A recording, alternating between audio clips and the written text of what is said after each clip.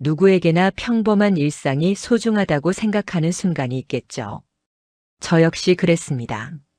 하루 종일 일에 치이다가도 문을 열고 들어가면 따스한 국물 냄새, 아이가 달려와 안기는 손길, 그대로 온기가 전해지는 식탁이 저에겐 세상 전부였으니까요.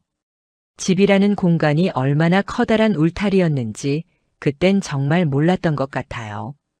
매일같이 반복되는 출근길, 귀갓길의 고단함도 가족이 있다는 사실 앞에서는 한순간에 무너져 내렸지만 오히려 그런 일상이 얼마나 쉽게 무너질 수 있는지 겪어본 사람만이 알 수 있다고 생각하게 됐네요. 저희 장모님은 늘 저를 친아들처럼 대해주셨습니다. 저와 아내가 의견이 안 맞는 날이면 중간에서 따뜻하게 말도 해주시고 누가 잘못했는지 판단하기보다는 언제나 제 이야기를 먼저 들어주셨던 분이에요. 묵묵히 제 편을 들어주실 때마다 저의 어머니 아버지보다 장모님께 큰 위안을 받는 기분이 들었죠. 하지만 그런 장모님께서 어느 날 갑작스럽게 세상을 떠나셨습니다. 한순간에 벌어진 사고였죠. 가족 모두가 정신을 차릴 겨를도 없었던 너무 급작스러운 일이었고 상실감은 설명하기 힘들 만큼 컸어요. 장례를 마치고 나서 며칠 장모님의 짐을 정리하다가 이상한 느낌의 봉투 하나를 발견하게 됐어요. 그 봉투는 여타 서류들과 달리 저에게 직접 남긴 손편지였고 봉투 겉면에는 제 이름이 또렷하게 적혀 있었습니다. 순간 심장이 쿵 내려앉았고 손이 덜덜 떨릴 정도로 긴장됐어요. 무슨 말씀이 적혀 있을지 감히 상상도 못하겠더군요. 조심스럽게 봉투를 열고 편지를 펼쳐보니 첫 문장에서 두 눈을 의심할 수밖에 없었습니다. 내 딸을 절대 용서하지 마. 편지는 단 한 문장으로 시작됐고 그 아래 이어진 문장들도 심상치 않았습니다. 장모님은 편지에서 저에게 큰 충격을 안겨주셨습니다. 아내가 제게 거짓말만 해왔다. 마음도 몸도 집이 아닌 다른 곳에 있었다. 하며 그동안 감춰왔던 진실들을 하나씩 꺼내놓으셨던 거죠. 장모님은 모든 사실을 오래전부터 알고 계셨다고 하셨습니다. 처음에는 자신의 딸을 보호하기 위해 덮으려 했지만 시간이 지날수록 죄책감에 시달리며 병을 키워왔다고도 적혀 있었어요. 아내가 저와 함께 살던 시기에도 두 사람과 동시에 깊게 얽힌 관계를 유지해왔다. 그중 한 명은 오래된 동창이고 다른 한 명은 회사에서 이름 정도 들어본 적 있는 거래처 담당자라고 설명하셨습니다. 이 글을 읽으면서 믿었던 가정의 터전이 한순간에 모래성처럼 무너지는 기분이 들었습니다. 손에 편지를 쥔 채 바닥에 주저앉아 멍하니 벽만 바라봤던 기억이 아직도 생생합니다. 편지의 마지막에는 이런 문장이 남겨져 있었어요. 넌 아무 잘못 없었다. 절대 내 탓이 아니다. 그러니 내 딸을 절대 용서하지 마라. 더는 못 읽을 만큼 가슴이 답답해졌습니다. 편지를 덮고 아내를 다시 생각했을 때 머릿속에서 수많은 장면이 스쳐 지나갔습니다. 아내가 저를 향해 웃던 얼굴, 바쁜 제가 늦게 들어오면 늘 챙기던 저녁상, 아이와 장난치는 시간, 모든 게 다 가식이었던 걸까 하는 의심이 걷잡을 수 없이 부풀어 올랐죠. 그날 이후로 아내를 볼 때면 묘한 이질감이 들기 시작했습니다. 마치 제가 알던 사람이 아닌 것 같은 어디부터 진짜였고 어디까지가 거짓이었는지 알 수 없는 혼란에 빠졌습니다. 하지만 아무런 증거 없이 아내를 다그치거나 의심할 수는 없다고 생각했습니다. 스스로 납득할 만한 무언가가 있어야만 입을 뗄 수 있을 것 같았거든요. 그래서 조용히 마음을 다잡고 직접 확실한 진실을 확인하기로 결심했습니다. 며칠간 퇴근 시간을 맞춰 아내의 일상 동선을 따라가 보기로 했습니다. 그 시간 동안 몇 번이고 제 판단이 잘못된 건 아닐까, 단순히 제가 예민하게 받아들이는 건 아닐까 스스로 되묻게 되곤 했습니다. 처음 이틀은 별다를 게 없었습니다. 아내는 평소 가던 헬스장이나 마트, 혹은 친구 집을 오갔고 별다른 행적은 보이지 않았어요.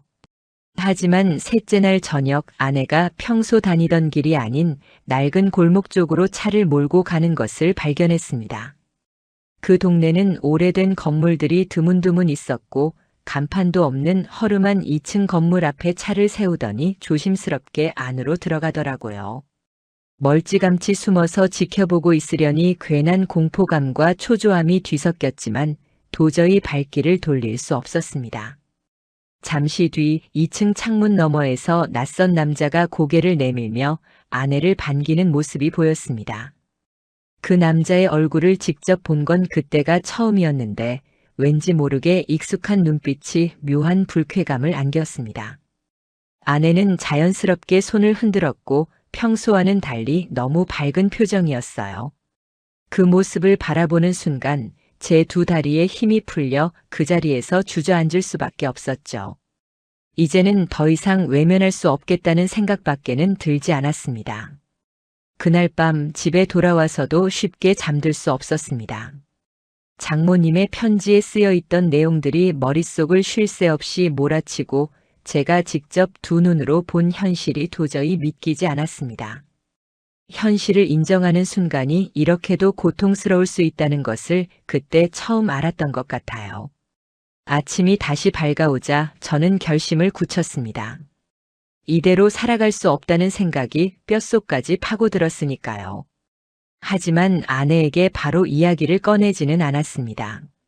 몇 차례 더 아내의 일상을 살피고 과거와 달라진 점이 무엇인지 자세히 살펴보려 했기 때문입니다. 아이와 대화하는 모습, 저와 대화할 때의 미묘한 표정, 사소한 말투까지 놓치지 않고 지켜보려 했지만 아내는 아무 일 없다는 듯 오히려 전보다 더 다정하게 굴었던 것 같습니다. 그게 더 불안하고 점점 더 답답한 속을 견디게 만들었습니다. 며칠 후 아내가 외출하는 날이 있었습니다. 저는 일부러 집에 먼저 들어온 뒤 아내가 돌아오길 기다렸습니다. 아내는 퇴근길이라며 서둘러 집으로 왔고 평소와 같이 환한 미소를 지으면서 문을 열었습니다. 그 순간 저는 심호흡을 하고 천천히 질문을 꺼냈습니다. 장모님이 당신한테 뭐 남기고 간 거 있어?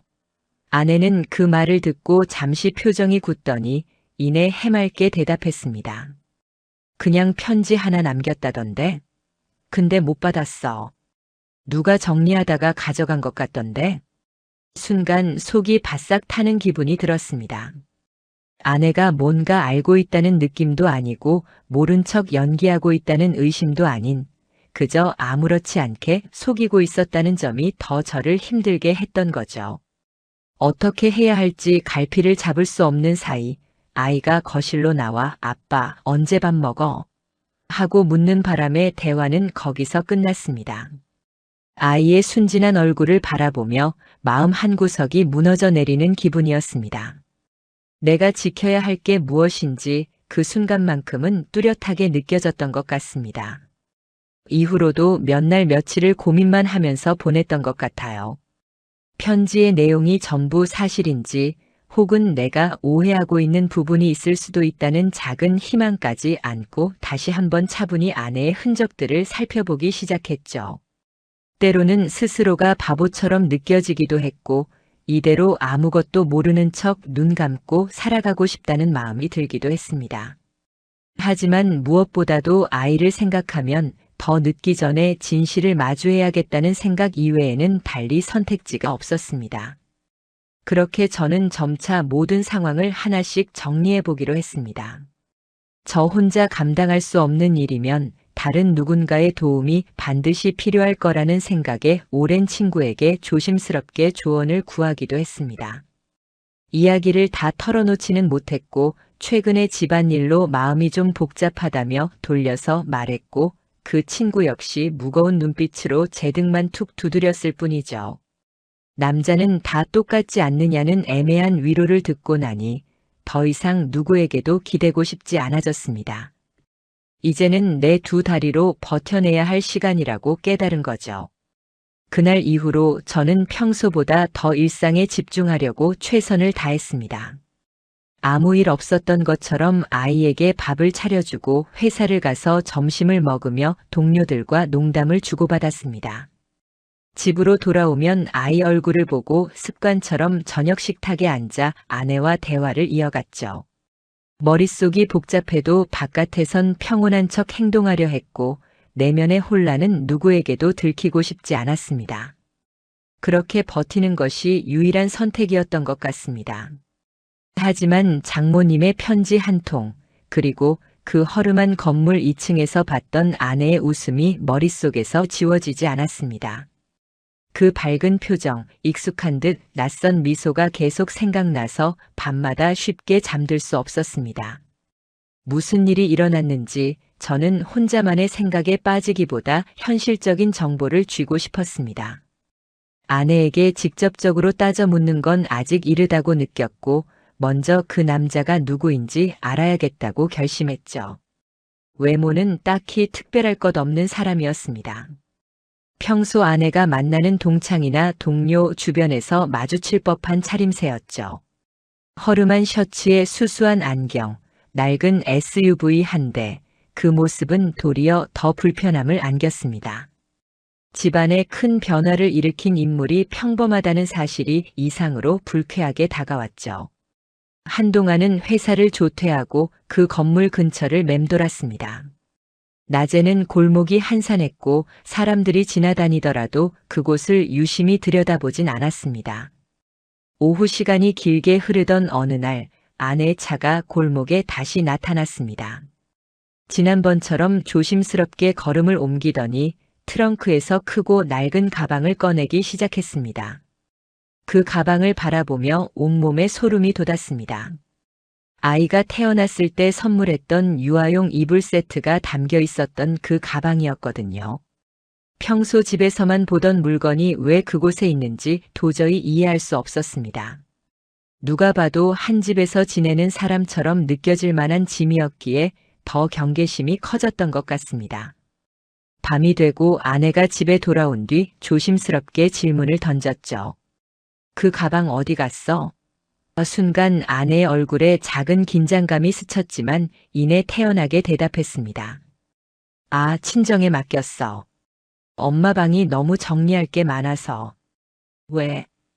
그 대답에 입술이 저절로 다물어졌습니다. 실제로는 제가 친정집을 정리하고 있던 터라 당연히 아내가 그 가방을 그쪽에 둘 이유가 없었는데도 아내는 거짓말을 아무렇지 않게 내뱉었습니다. 그 모습에 더 깊은 배신감이 밀려왔죠. 며칠 뒤 집에 일찍 들어온 날이 있었습니다. 평소보다 조금 빠른 퇴근이라서 아이와 시간을 보내다가 아내가 돌아오는 소리를 들었습니다. 문이 열리자 아내는 놀란 얼굴로 저를 바라봤죠. 오늘은 일찍 왔네. 너무 자연스러운 척하는 말투에 속이 뒤집힐 뻔했지만 가만히 웃으며 말했습니다. 뭐 하다 이제 온 거야? 순간 아내의 표정이 굳어졌고 곧 덤덤하게 이야기했습니다. 그냥 뭐 일하다 보니 시간이 많이 흘렀네. 말끝마다 변명처럼 들리는 대답에 이제는 더 이상 참을 수 없겠다 싶었습니다. 아내는 아무 일 없다는 듯 행동했지만 그때부터 모든 점이 의심스러워졌습니다. 제가 집을 비웠을 때 뭘 하는지도 아이와의 대화에서 어떤 의미를 담고 있는지도 사소한 행동 하나하나가 모두 신경 쓰였죠. 하지만 감정적으로 터뜨리는 대신 치밀하게 살피기로 마음먹었습니다. 이성적으로 움직여서 확실한 증거를 쥐고 싶었습니다. 그래서 결국 탐정사무소에 도움을 청하게 되었죠. 조금 복잡한 사정인데 아내와 그 남자의 동선을 확인해달라, 또 다른 여자까지 있다면 모두 조사해달라는 요구를 했습니다. 처음엔 이런 일을 의뢰하는 게 비참하게 느껴졌지만 더는 외면할 수 없는 현실이었으니까요. 일주일 정도 시간이 흘렀고 탐정에게서 전화가 걸려왔습니다. 좀 충격적이실 수도 있는데 말씀드려도 되겠습니까? 준비는 했다고 생각했지만 실제로 내용을 들었을 때 너무나도 당황스러웠습니다. 남자의 신원은 완전히 새빨간 거짓말이었습니다. 가명을 쓰고 신분도 위장한 전과자였고 사기 전과의 문서 위조, 명예 도용 경력까지 있었습니다.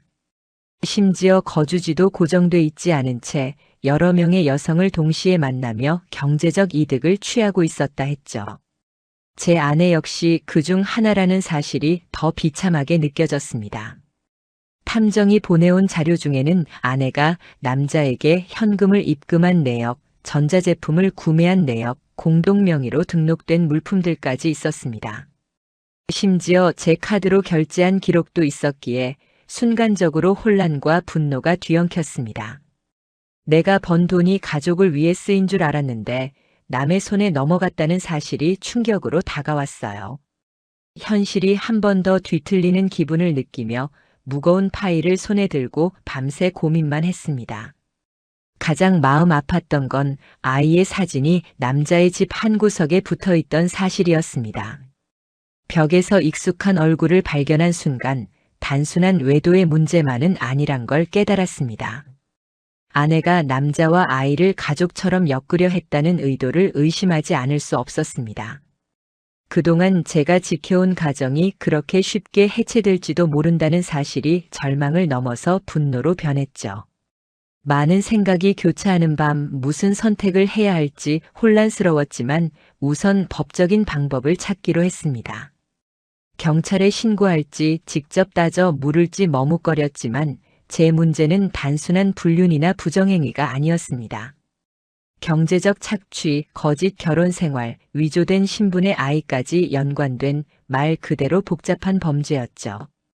변호사를 찾아가 모든 자료와 증거를 전달하고 상담을 했습니다. 변호사는 조용히 자료를 읽은 뒤 명백한 불법 행위입니다. 손해배상 청구와 형사고소 모두 가능합니다. 다만 상간남이 이런 일에 익숙한 부류라 법적 대응이 쉽지 않을 수 있다고 경고해줬습니다. 그 말을 듣고 나니 결국 이 갈등이 길어질 거라는 사실도 어느 정도 각오할 수 있었습니다. 아내는 남자에게 완전히 휘둘리고 있던 건 아닐까, 이미 가족에 대한 마음도 아이에 대한 책임도 내려놓은 게 아닐까 생각하다간 다시금 결심을 다잡게 됐습니다. 더 이상 뒤로 물러설 이유가 없었습니다. 이제는 법적으로 증거로 확실하게 단죄해야겠다는 마음뿐이었죠. 그 과정에서 아이의 얼굴을 떠올리며 스스로에게 다짐했습니다. 어떤 결과가 나오더라도 아이만은 이 일에서 상처받지 않게 지켜야 한다는 각오는 변하지 않을 거라 생각했습니다. 변호사와 소송을 준비하며 모든 세부적인 자료를 정리해 갔습니다. 아내의 금전 내역, 남자의 가짜 신분증, 아이 사진 등이 하나하나 쌓일수록 마음속 고통이 커졌지만 반대로 두려움이 정면으로 바뀌는 느낌도 있었습니다.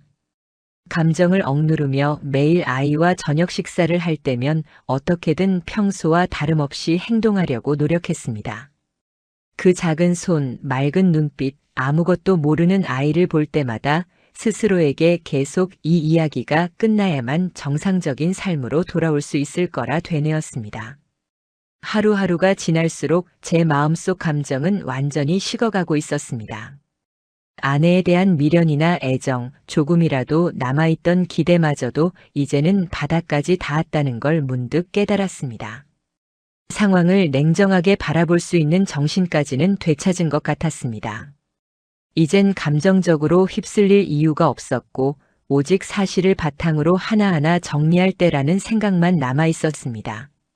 가장 먼저 변호사와 머리를 맞대고 상의했던 건 경제적으로 얽혀있는 흔적부터 확실하게 끊어내는 작업이었습니다.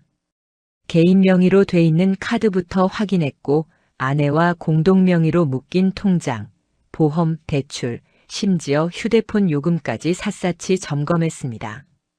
생각보다 더 많은 곳에서 제 이름이 사용되고 있다는 사실에 아연실색했습니다. 단순히 우리 가정과 관련된 돈만 투명하게 관리했던 게 아니라 아내가 남자 쪽과 금전적인 연결고리를 만드는 데에도 제 자료를 적극적으로 활용한 흔적이 보였습니다. 카드사에 연락해서 사용중지 절차를 밟기 시작했고 은행에 방문해 공동명의 계좌를 해지하며 필요하다면 아내의 동의 없이라도 모든 금융거래 내역을 확인할 수 있도록 준비했습니다. 밤마다 각종 내역서를 펼쳐놓고 하나하나 체크를 하다 보니 참 서글픈 생각도 들었습니다. 한때는 서로의 신뢰 위에 놓아두던 집안 살림이 이제는 서로의 갑옷과 방패처럼 변해 있는 현실의 한숨이 절로 나왔습니다. 하지만 하루라도 더 늦으면 그만큼 손해가 커진다는 생각에 악착같이 버텼습니다. 이런 과정이 반복되는 사이 아이가 제 눈을 보고 웃는 순간마다 마음이 복잡해졌습니다. 저렇게 순수한 눈빛을 가진 아이가 이런 복잡한 뒷사정을 알게 된다면 얼마나 상처를 받을까 상상하기도 싫었습니다. 그래서 더더욱 결심을 굳었습니다. 아이만큼은 이런 지옥 같은 일에서 최대한 멀리 두겠다고 다짐했던 것 같습니다. 변호사와 가사 소송을 위한 본격적인 준비에 착수하게 된 것도 이때였습니다. 여러 가지 자료를 가지고 한 번 더 내부적으로 점검을 거쳤고 한 가지 정말 간절하게 부탁했던 게 있었습니다. 아이가 받을 충격을 최대한 줄여주십시오. 모든 책임은 제가 안겠습니다. 변호사는 고개를 숙이며 알겠다고 대답했습니다. 그 유일한 한마디에 그제야 마음이 조금 진정됐던 것 같습니다. 빠르게 상황을 정리하던 와중 남자를 직접 만나야 할 때가 왔습니다. 그 집, 제가 처음 아내와 그 남자를 봤던 허름한 2층 건물 앞으로 다시 찾아갔습니다. 이번에는 심장이 터질 듯 긴장되면서도 한편으론 더 이상 흔들리지 말자고 다짐하고 있었습니다. 계단을 한 발 한 발 올라가 문 앞에 섰습니다. 두드리는 손마저도 조금은 떨렸지만 이미 준비해온 자료와 변호사의 조언을 떠올리며 문을 두드렸죠. 잠시 후 문이 열리며 고개를 내민 남자는 잠깐 낯선 표정 짓더니 이내 능청스러운 미소를 올렸습니다. 아, 혹시 그 집 남편분? 그 한마디에 피가 거꾸로 솟는 느낌이었지만 심호흡을 하고 침착하게 안으로 들어갔어요. 안에는 아내가 있었습니다. 저와 눈이 마주치자 움찔하다가 이내 표정을 굳혔습니다. 여기까지 왜 왔어? 왜 왔는지 모르겠어. 너도 내가 뭘 보러 온 건지 알잖아. 짧고 굵게 말을 던지고는 가방을 열어 책상 위에 서류들을 하나씩 펼쳐놓기 시작했습니다. 아내가 남자에게 입금한 내역, 남자 이름으로 위조된 각종 신분증, 둘이 함께 찍은 사진, 그리고 장모님의 편지 복사본까지 하나씩 꺼냈습니다. 그동안 조용히 버틴 이유가 뭔지 이제 알겠지? 다 준비 끝났어. 너 이제 아이 옆에 있을 자격 없어. 아내는 아무 말도 하지 못했고 그 모습을 보는 것만으로도 마음 한편이 조금씩 정리되는 기분이었습니다. 그런데 남자가 갑자기 코웃음을 쳤습니다. 영화 찍으러 오셨어요? 그런 걸로 뭘 할 수 있을 것 같진 않은데. 그 순간 내가 준비해온 단 하나의 추가 자료를 꺼냈습니다. 남자가 또 다른 여자와 주고받은 차용증, 그리고 그 여자의 최근 고소 준비 서류였습니다. 이 여자 생각만 했니? 이것만 가지고 내가 찾아왔을 거라 생각한 거야? 그제서야 남자의 표정이 변했습니다. 아내는 그 자리에 주저앉아 무릎을 꿇었고 뭐가 어떻게 돌아가는지 제대로 파악하지 못한 채 떨리는 손으로 남자를 바라봤습니다. 저는 마지막으로 봉투를 꺼내 던지며 말했습니다. 이건 고소장 초안이야. 내일 오전 9시에 변호사 사무실에서 정식 접수해. 내가 무슨 선택을 하든 이젠 내일 아닐 거야. 집으로 돌아오는 길 오래 붙잡고 있던 분노와 억울함이 서서히 가라앉기 시작했던 것 같습니다. 마음 깊은 곳에서 이상할 만큼 차분한 감정이 스며드는 느낌이 들었습니다. 장모님의 마지막 편지는 복수의 씨앗이 아니라 어쩌면 저에게 자유를 주는 발판이지 않았나 싶었습니다. 하지만 그날로 모든 문제가 끝나지는 않았습니다. 아내에게 따져 물었지만 마음 한켠에 남아있는 미련과 죄책감이 서로 뒤섞여 온몸을 내리눌렀습니다. 집으로 돌아와 아이를 꼭 안아준 뒤 이제는 정말 혼자가 아니라고 다짐하면서 마음 다잡았습니다. 며칠이 지나자 아내가 전보다 더 무덤덤해졌습니다. 감정의 벽을 높게 쌓으려는 듯 저와 마주치면 눈을 피하며 할 말이 없다는 표정이었습니다.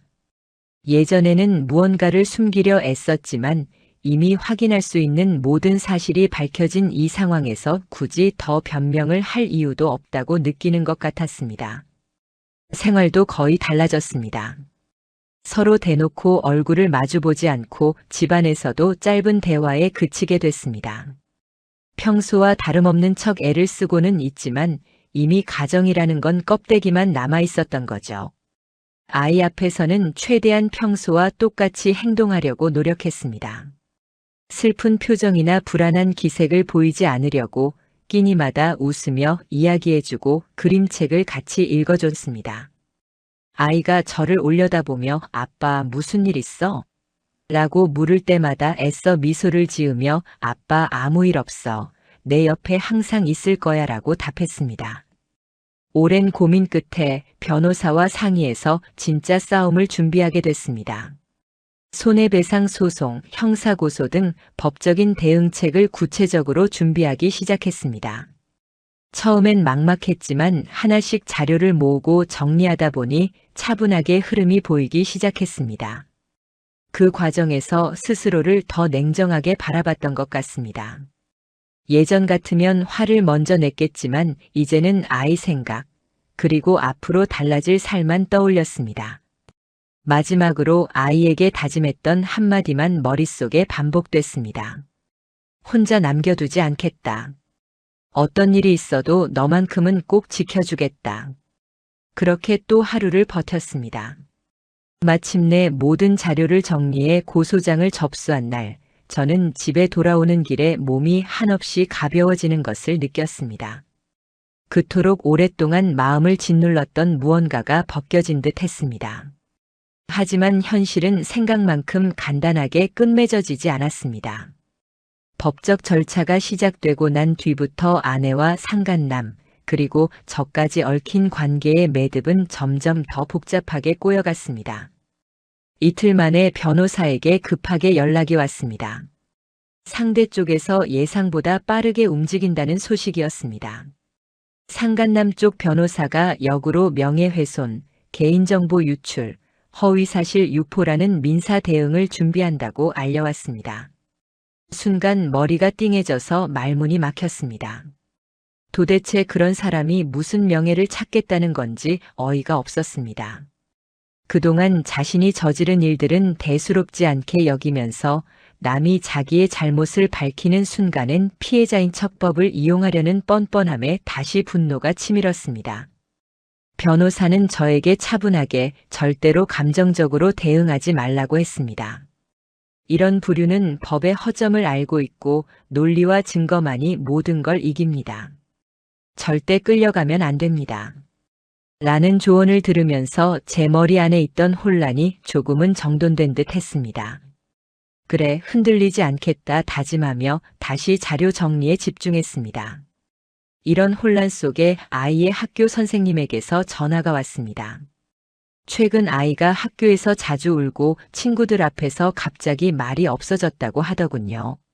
선생님은 혹시 가정에 변화가 있는지, 부모님 싸움이 있었는지 조심스럽게 물었지만 저는 별다른 표정을 짓지 않고 요즘 집안이 조금 바쁜 편입니다. 아이에게는 최대한 신경 쓰겠습니다라고 답했습니다. 저녁에 아이 옆에 누워 조심스레 물어봤습니다. 요즘 무슨 일 있었니? 누가 속상하게 했어? 아이는 고개를 푹 숙이고 한참을 말이 없었습니다. 한참 만에 작게 입을 열었습니다. 엄마가 이상한 말 했어. 아빠가 나 데려가면 엄마 못 산다고. 마음이 턱 막히는 기분이었습니다. 아내가 아이에게 정서적으로 압박을 가하고 있었던 겁니다. 아이의 눈동자를 보면서 흔들리는 작은 어깨를 바라볼 때마다 이 모든 상황에서 가장 큰 피해자가 누구인지 절실하게 다가왔습니다. 더는 묵과할 수 없었습니다. 변호사를 찾아가 심리적 위해 요소와 아동 보호 조치에 대해 본격적으로 검토하자고 요청했습니다. 학교 상담 기록, 아내와 아이의 대화 녹취, 아동 심리 전문가의 소견서까지 모으기 시작했습니다. 법정에서 객관적인 자료, 아이의 정신적 안전이 가장 중요한 논거가 되도록 모든 준비에 집중했죠. 아내는 그 시기부터 상간남과 함께 본격적으로 맞대응하기 시작했습니다. 아내가 제출한 서류에는 제가 일에만 몰두해 가정을 소홀히 했으며 아내가 얼마나 아이를 사랑했고 얼마나 헌신해 왔는지 오랫동안 외롭고 힘들었다는 말들이 많은 증거와 함께 적혀 있었습니다. 읽으면서 헛웃음이 났습니다. 제가 야근하며 출장 다닌 시간 동안 아내가 무엇을 했고 어디서 누구와 시간을 보냈는지 누구보다 잘 아는 게 저였으니까요. 그러나 변호사는 한 번도 감정적으로 대응하지 않았습니다. 모든 입증 자료를 법원에 제출할 때 정확히 필요한 항목만 콕 짚어 정리했습니다. 아내의 카드 사용 내역, 위치 추적 기록, 소통 패턴 및 실제 현장 사진, 그리고 무게감 있는 마지막 한 장 장모님이 남긴 친필 편지까지 원본을 함께 내게 됐습니다. 이 편지는 어느 누구도 조작할 수 없는 고인의 증언 그 자체였습니다. 법원에선 생각보다 빠르게 임시 결정이 떨어졌습니다. 아이의 정신적 안정을 위해 한시적으로 양육권을 저에게 임명한다고 통보받은 겁니다. 소식을 들은 날 아내는 법정 복도에서 주저앉아 오열했습니다. 손으로 얼굴을 감싸며 다 너 때문이야. 아이를 못 보게 할 권리가 어디 있어? 내가 엄마야. 라고 소리쳤지만 그 모습은 더 이상 누구의 동정도 살 수 없었습니다. 감정이 폭주하는 상대 앞에서 저는 한마디도 하지 않고 그저 고개를 숙이고 있었습니다. 사람들이 조용히 시선을 피할 때 저도 처음으로 마음 깊은 곳에 작은 평온이 찾아오는 느낌이었습니다. 어느 정도 승리를 거둔 것처럼 보였던 그 순간 예상치 못한 문제가 또 터졌습니다. 며칠 뒤 변호사로부터 연락이 왔습니다. 상간남이 잠적했습니다. 아이 엄마에게 경제적 책임을 떠넘기는 방향으로 이미 움직이고 있습니다. 계약했던 렌탈 제품, 대출명에 모두 아내 쪽에 남겨뒀습니다.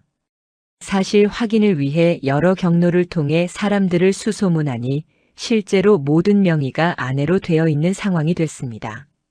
아내는 완전히 무너지고 있었습니다. 그때서야 저에게 문자를 보냈죠.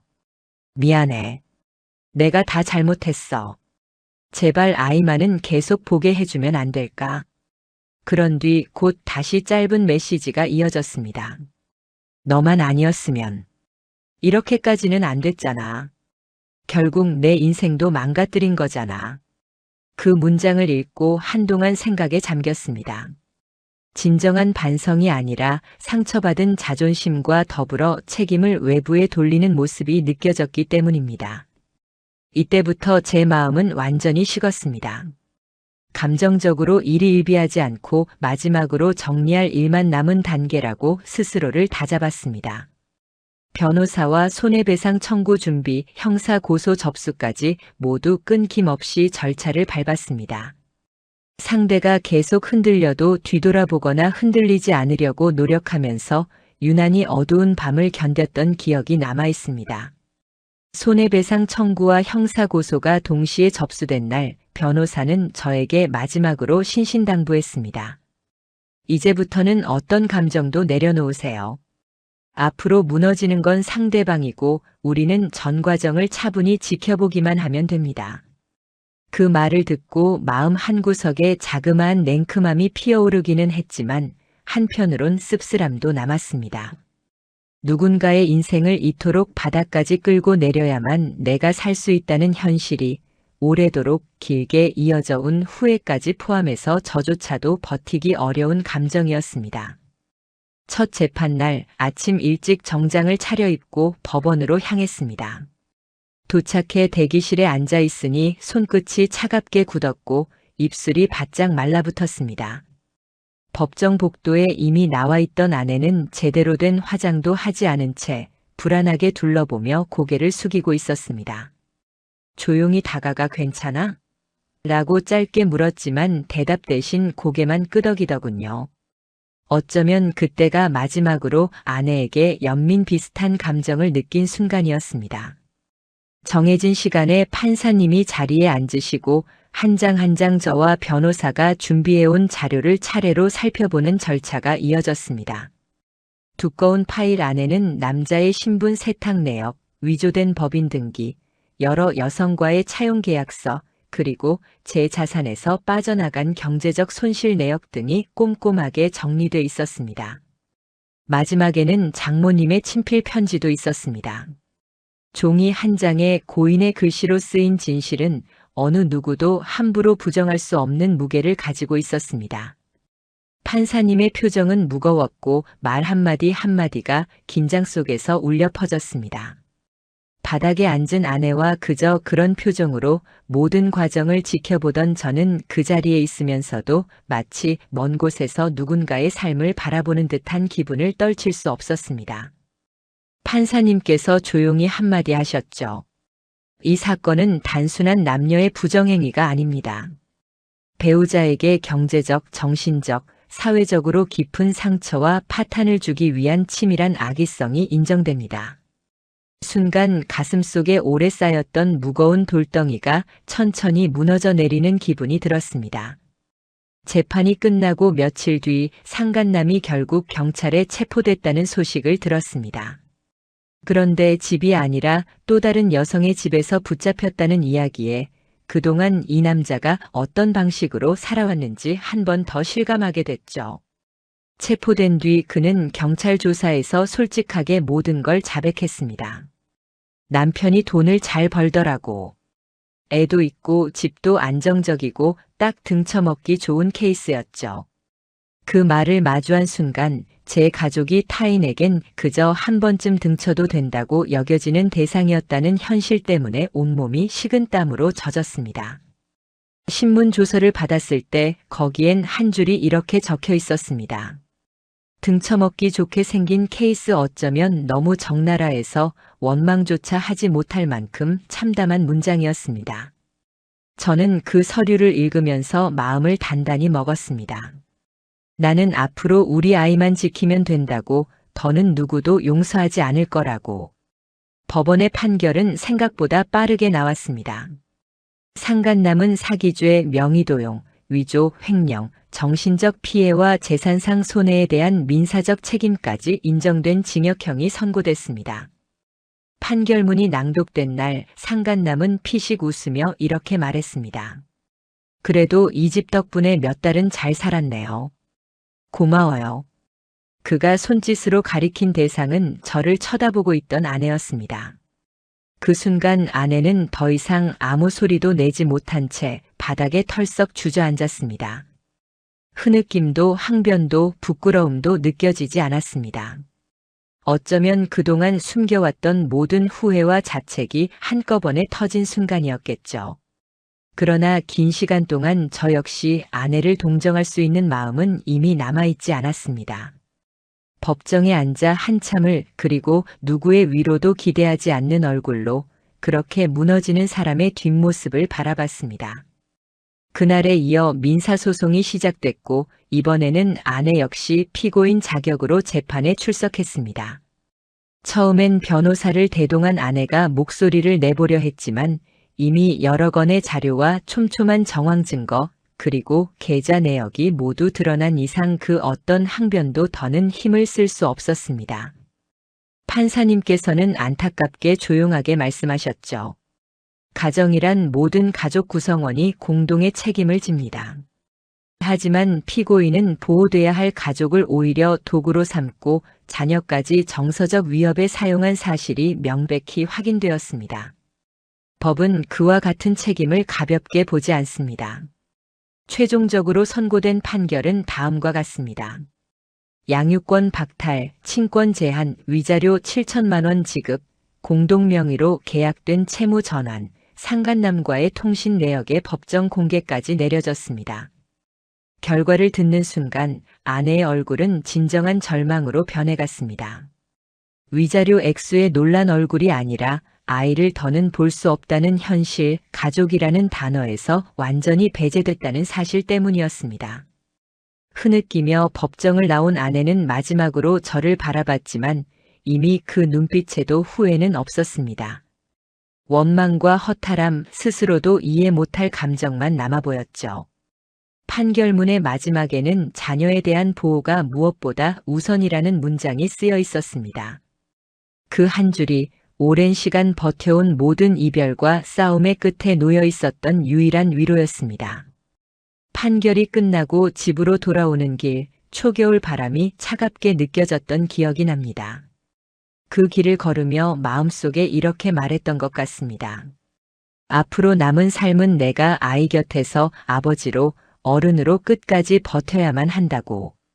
법정에서 모든 것이 결정되고 난 뒤 저는 이 일이 끝나리라 믿었습니다. 하지만 현실은 전혀 그렇지 않았습니다. 상간남은 수감 생활을 시작한 후 얼마 지나지 않아 교도소 내에서 폭행 피해를 입고 병원으로 이송됐다는 연락이 왔습니다. 구체적인 사유는 알 수 없었지만 수감자의 생활이 험난하다는 이야기는 익히 들어왔기에 크게 놀라진 않았습니다. 다만 인간이라는 존재가 결국은 이 지경까지 가는구나 싶은 씁쓸함이 가슴 한구석에 자리했습니다. 그 사실을 접하고도 저는 크게 흔들리지 않았습니다. 법적 절차가 아닌 감정으로 인해 무너지는 것이 아니라 차분히 일상을 살아가려는 결심이 있었기 때문이었죠. 며칠 후 아내가 친정과 관련된 유산 분쟁에 휘말렸다는 이야기가 들렸습니다. 장모님께서 돌아가시고 나서 해결되지 못한 재산 문제에서 아내가 무단으로 일부 금액을 인출한 사실이 드러났고 이로 인해 친정 가족들과도 완전히 등지게 됐다는 소식이었습니다. 아내는 이제 완전히 고립된 상태였죠. 더 이상 주변에 기댈 곳조차 없어진 아내는 끝내 저에게 메일 한 통을 보냈습니다. 제목은 단 한 단어 무릎이었죠. 본문에서는 지금 내가 무릎 꿇고 있어요. 당신 발 앞에. 제발. 아이 사진 한 번만 보여주면 안 될까요? 정말. 한 번만이라도 얼굴이 기억에서 사라지기 전에라는 간절함이 담겨 있었습니다. 오죽하면 존댓말로 이렇게 보냈을까 하는 생각이 들기도 했죠. 하지만 저는 그 글을 읽고 아무런 반응을 하지 않았습니다. 그녀의 부탁이 진심인지 아니면 또 다른 자기 위안일 뿐인지 알 수 없었고 무엇보다도 누군가를 용서할 수 있는 위치가 아니었으니까요. 그날 밤 변호사로부터 상간남이 폭행을 당해 병원으로 옮겨졌다는 연락이 다시 왔습니다. 교도소 내부에서의 공격이 원인이라고 했지만 구체적인 내용은 알 수 없었습니다. 저는 특별한 감정을 느끼지 못했습니다. 다만 직접 마음속에서 떠오른 말이 있었죠. 내가 진심으로 그 사람을 망쳐놨구나. 그건 복수가 아니라 정리의 과정이었고 그렇게 감정을 철저히 닫아걸기로 마음먹었습니다. 며칠 뒤 아내는 친정과의 불화와 별개로 또 다른 피해자와 조우했습니다. 상간남에게 피해를 받은 또 다른 여성에게 사과하러 갔지만 돌아온 반응은 싸늘했습니다. 그 여자는 차갑게 말했죠. 넌 욕할 자격도 없어. 넌 피해자가 아니라 공범이었어. 그 말을 들은 아내는 한 점 희망마저도 완전히 잃었다고 합니다. 그 상황에서 변호사를 통해 받은 편지 한 통도 있었습니다. 보내는 사람은 다름 아닌 상간남이었죠. 수감 중 손수 쓴 편지였는데 종이는 구겨져 있었고 그 안엔 또 다른 추악한 진실이 숨겨져 있었습니다. 사실 내 아내가 처음 접근했어. 그날 처음 만났을 때 먼저 번호를 줬고 결혼 생활이 답답하다고 하소연했지. 난 그저 들어줬던 거야. 그런데 점점 웃기더라고. 자기가 나한테 빠지는 게 눈에 보였거든. 그래서 장난을 좀 쳤지. 그런데 너가 너무 잘 버텨서 더 꼬셔봤어. 재미있더라. 편지를 읽으며 저는 단 한 번도 느껴보지 못했던 감정을 마주했습니다. 이 사람은 아예 사람으로 산 적이 없는 인간이구나. 하며 몸서리를 쳤죠. 편지의 마지막 구절은 이렇게 적혀 있었습니다. 아, 그 여자 지금 뭐해? 혹시 아직도 나 기다리는 건 아니겠지? 그럼 좀 불쌍하긴 하네. 너한텐 미안해. 하지만 나한텐 그냥 한 판짜리 게임이었어. 그 말을 받았을 즈음 아내는 저에게 음성 메시지 하나를 남겼습니다. 내용은 단 하나: 미워해도 돼. 죽을 만큼 미워해도 돼. 근데 나 진짜 사랑했었어. 처음엔 아니었지만 너무 늦었지. 이 메시지를 몇 번이고 들었지만 끝까지 마음은 움직이지 않았습니다. 그건 사랑이라기보단 무너진 뒤 남는 허상에 불과했습니다. 그날 밤 저는 아이와 마주 앉아 저녁을 먹었습니다. 아이의 손은 따뜻했고 국물 한 숟가락에 얼굴을 찡그리는 모습은 정말 사람 같았습니다. 그때 깨달았습니다. 이 모든 지옥 같은 시간이 결국 이 아이를 지키기 위해 치른 필요한 전쟁이었다는 걸 말이죠. 그리고 새로운 시작이었음을 알게 됐습니다. 법적 절차가 완전히 마무리되고 저는 오랜 시간 멈춰있던 일상으로 천천히 한 발자국씩 나아가기 시작했습니다. 아직도 아이와 함께하는 순간들은 조심스럽고 때로는 숨이 먹먹해질 만큼 무거웠습니다. 하지만 그 모든 순간을 견뎌내야 한다는 강한 의지가 제게 있었습니다. 그런데 세상은 참 잔인했습니다. 모든 것이 끝났다는 생각에 잠긴 어느 날 상간남의 형량이 줄어들었다는 소식이 들려왔습니다. 피해자 중 한 명이 조정 합의를 보면서 형사합의서를 제출해 그가 가석방 심사 대상에 포함됐다는 이야기였습니다. 순간 전기 충격을 맞은 듯 분노가 치밀었으나 한편으로는 웃음이 나오기도 했습니다. 결국 그는 다시 사회로 나올지도 모른다는 사실이 어쩐지 아이러니하게 느껴졌습니다. 그가 저와 같은 삶을 살 수는 없을 테니까요. 그는 이미 언론에 얼굴이 알려졌고 여러 커뮤니티에서 감정적 사기범, 인간 기생충이라는 비난을 받고 있습니다. 그 이름만으로도 어디서든 손가락질 받을 존재가 됐죠. 그리고 아내는 지방의 작은 모텔에서 일하고 있다는 소문을 접했습니다. 세상을 외면하고 남은 부채를 감당하기 위해 선택한 마지막 자리였다고 들었습니다. 하지만 그곳에서도 오래 버티지 못했다고 하더군요.